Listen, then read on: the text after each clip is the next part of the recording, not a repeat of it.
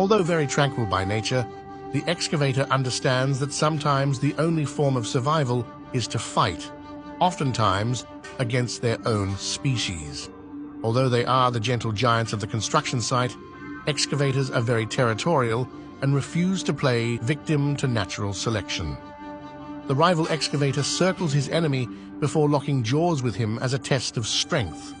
As he is lifted off the ground, he understands that he dug up a little more than he can chew.